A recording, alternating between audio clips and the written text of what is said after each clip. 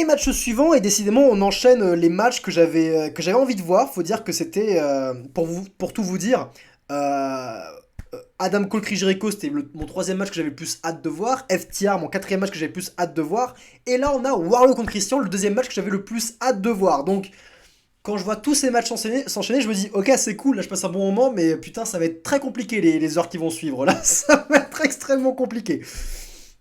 Wardlow versus Christian pour le titre TNT, tenu par Wardlow. Alors, avant qu'on parle du match encore une fois, plusieurs choses. Un match qui a été bien construit dans le sens de la rivalité. Christian a fait un très bon travail de heel. Là-dessus, il n'y a pas de problème. Wardlow avait les boules contre Christian et ça se comprenait, encore une fois. Une rivalité bien construite. Une animosité qu'on ressent, qui est palpable, qui est réelle.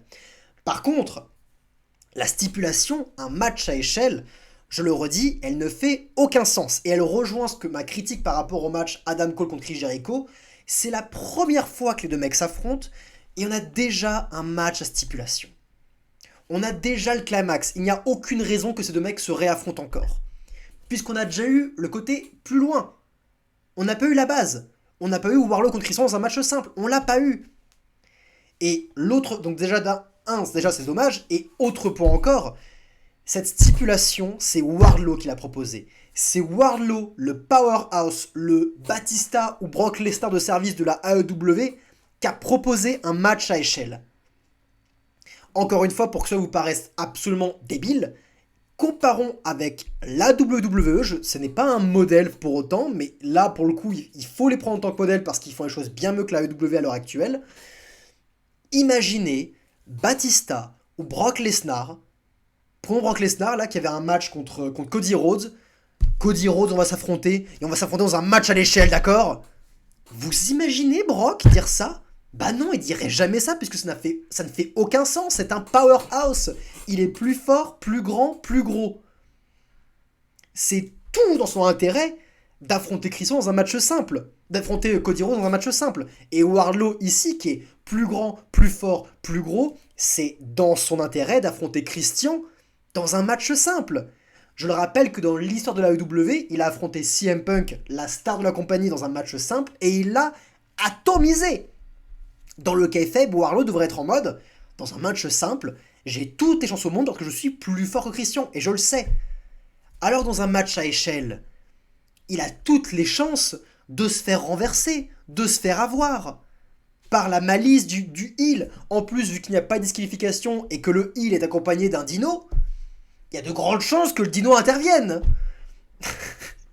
Donc, le fait que Wardlow propose ce match, ça ne faisait aucun putain de sens. Zéro. Et la chose qu'ils auraient dû faire, c'est Wardlow contre Christian 1 dans un match simple en weekly, ou Wardlow contre le dino, par exemple, en weekly, match simple. Wardlow est mis over d'une manière ou d'une autre, parce que il va forcément remporter le match, ou alors il va le gagner par disqualification, c'est possible aussi. Mais bref, il montre qu'il est plus fort dans ce type de match. Et Christian veut la revanche, veut le véritable match, dans une stipulation, un match à échelle, où là le heel a toutes ses chances. Et c'est le heel qui le propose. Et en plus, le heel a un historique comme quoi c'est un peu un expert dans les matchs à échelle. Donc le fait que le heel propose ce match, ça aurait fait beaucoup plus de sens. Ça aurait été soit le deuxième match, soit oui, la belle, quoi. La belle de la rivalité. Il s'est un peu plus qu'un match à échelle. Mais avant ça, on aurait un match simple. Ah, putain. Bon. Soit étant dit, ce n'est pas moi qui book, c'est Tony Khan, le booker de l'année. Donc, encore une fois, c'est lui le booker de l'année. On l'écoute, on voit ce qu'il propose.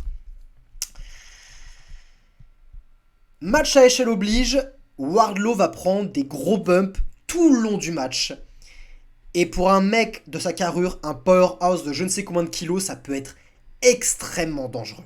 Wardlow, c'est pas un petit gars. Wardlow, c'est pas Darby Allin. Le corps de Wardlow peut bien moins prendre que les corps de Darby ou de Sammy Guevara, par exemple. Il est beaucoup plus lourd et les chances de cassure sont beaucoup plus grosses. Il n'a pas à se retrouver dans ce genre de match, Wardlow. C'est dangereux pour sa carrière, vraiment dangereux. Et on va revenir sur ce qu'il a commis pendant le match. Mais putain, si j'étais un promoteur ou un booker, Mais Wardlow, je l'interdirais de faire des choses pareilles. Mais vraiment, je l'interdirais. Pour sa santé. Putain. Donc le match a lieu, Wardlow prend le dessus et Christian, comme on l'avait prédit, va profiter des stipulations pour prendre l'avantage, parce que c'est logique, parce que Wardlow est trop con pour avoir fait cette stipulation, donc Christian prend le dessus grâce à ça. Le Dino va arriver, suivi de A. Anderson, et bon, j'avais un peu peur que ce soit trop le bordel avec les managers de chacun, ils sont restés suffisamment en retrait, ça allait, ça m'a pas bousillé le plaisir de ce match. Et on a ce moment où Christian commence à escalader l'échelle et Wardlow va sauter sur l'échelle pour attraper Christian, sauf qu'il saute de loin et vu qu'il est extrêmement lourd, l'échelle va tomber et franchement je pense que ce n'était pas prévu parce qu'il n'a pas sauté pour pousser l'échelle, il a sauté pour atteindre l'échelle et escalader cette échelle, tout comme le faisait par exemple Kofi Kingston dans les matchs Money in the Bank, vous voyez, je saute et je me mets directement sur l'échelle et je monte au sommet pour attaquer Christian.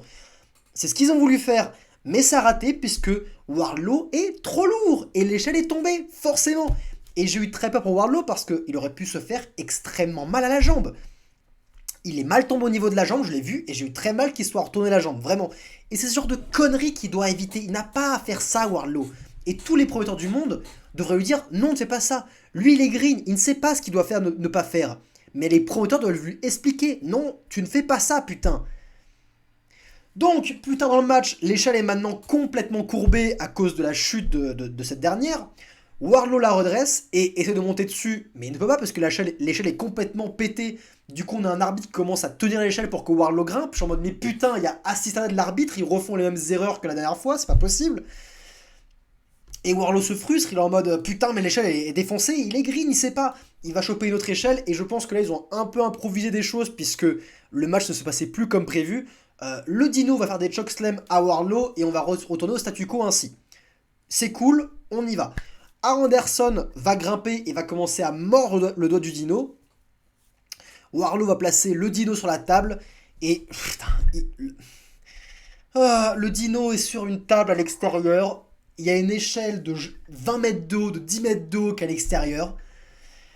Wardlow l'escalade et Wardlow fait une Swanton Bomb sur le Dino. C'est un spot de Jeff Hardy. Wardlow fait un spot de Jeff Hardy. Bordel. Et oui, c'est cool, putain. C'est cool, bien sûr que c'est cool. Mais à votre avis, encore une fois, pourquoi Batista et Brock Lesnar ne font pas ce genre de spot? Parce qu'ils n'ont pas à le faire. Ils n'ont pas à le faire pour être mis over. Ce genre de spot doit être réservé aux plus petits gars qui ont besoin de ce genre de choses pour se mettre over. Wardlow, en faisant ça, prend le spot, vole le spot aux petits gars qui ne pourront pas le faire et être mis over parce que Wardlow l'a déjà fait. À la WWE, si Jeff Hardy a été mis over à l'époque, c'est parce que c'était le seul à l'époque à faire des trucs de dingue, à faire des Swanton bombs du haut de l'échelle. Et c'est pour ça qu'il a été mis over. Pas parce que les autres ne pouvaient pas le faire, mais parce que la fédération a choisi Jeff Hardy comme la seule personne à pouvoir faire ce genre de choses. Et si personne n'est mis over dans cette compagnie, la AEW, c'est parce que tout le monde fait la même merde, même les putains de Powerhouse. Aucune personne n'est unique. Aucune personne n'a un truc qui est unique. Tout le monde dive, tout le monde fait des Swanton bombs, tout le monde fait des trucs extrêmes. La foule chante holy shit. Mais la personne qui a exécuté le mouvement, lui est oublié et a mis sa vie en jeu pour un truc où il ne sera jamais retenu. Pour un plaisir de 2 secondes de fan. Ça en vaut pas la peine. Wardlow est un powerhouse et doit être mis over comme un powerhouse. Il n'a pas à faire les mouvements de Jeff Hardy, putain.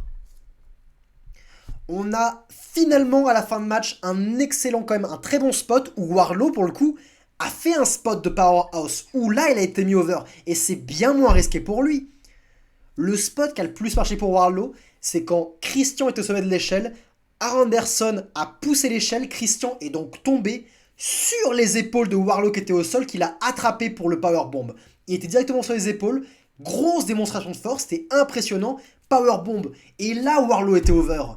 Parce que ça, c'est un move de Powerhouse. Parce que ça, seul lui peut le faire. C'est pas un mec comme Jeff Hardy ou un mec comme Sammy Guevara ou comme Darby Allin qui va attraper Christian sur les épaules alors qu'il est en pleine chute. Non, ils sont pas assez forts. Le seul qui puisse le faire, c'est Wardlow. Et ça marche, c'est impressionnant et c'est logique. Et il enchaîne ça par la victoire.